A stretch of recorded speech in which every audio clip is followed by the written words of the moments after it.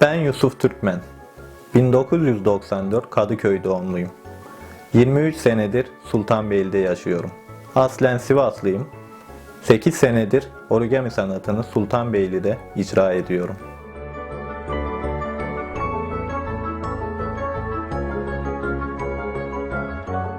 Sekiz yıl önce internette gezinirken kağıttan yapılmış 3 boyutlu bir merdivenle karşılaştım ve ilgimi çekti. Sonra iyice merak sardım ve araştırmaya başladım. Sonunda kağıtla birçok şey yapılabileceğini gördüm. Benim için heyecan vericiydi. Sonra ben de kağıt sanatlarıyla ilgilenmeye başladım.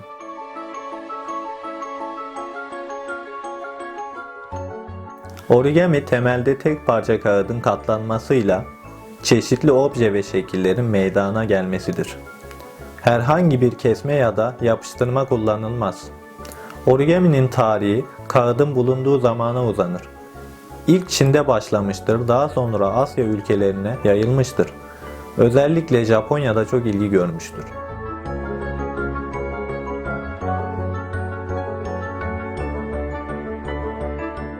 Anaokullarında çocuklara ders veriyorum. Onlara basit modeller üzerinden origamiyi öğretiyorum. Zaman zaman özel dersler verdiğim oluyor. AVM'lerde, fuarlarda etkinlik ve sergi düzenliyorum. Bazen de özel marka tasarımları yapıyorum.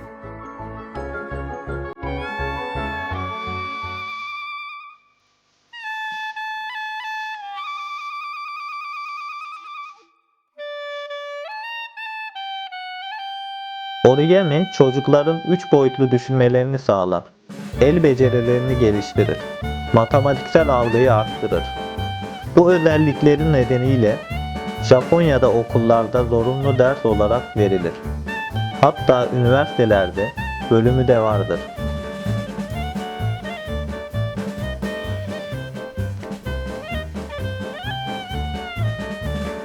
Bir yıl Kayseri'de dönemsel olarak proje yürüttüm. Proje kapsamında tarihimize ait birçok eserleri kağıt sanatları ile maketlerini yaptım. Her yıl Rusya'da düzenlenen origami olimpiyatlarında 541 kişinin arasından 14. oldum.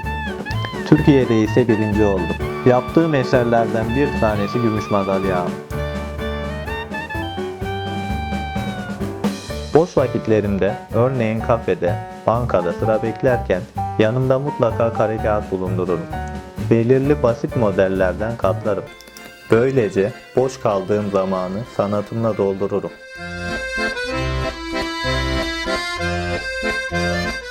Yaptığım çalışmanın türüne göre, örneğin bu çalışma kirigami ise bilgisayardan çizimi yapılır, daha sonra kağıda aktarılır.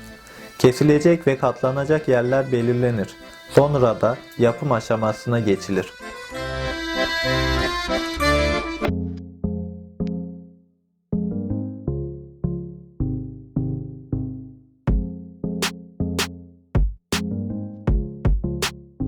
Origami ise diyagram diline göre sadece katlanarak yapılır.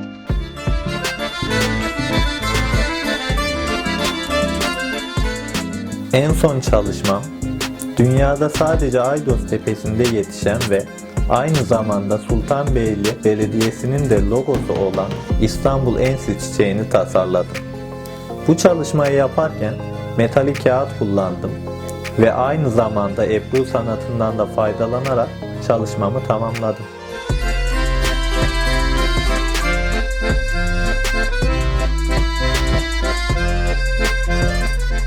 Dünyaya bir kez geliyoruz. Bu anlamda herkesin sevdiği işi yapmasını öneriyorum. Ve ben sevdiğim işi yapıyorum. Mutluyum.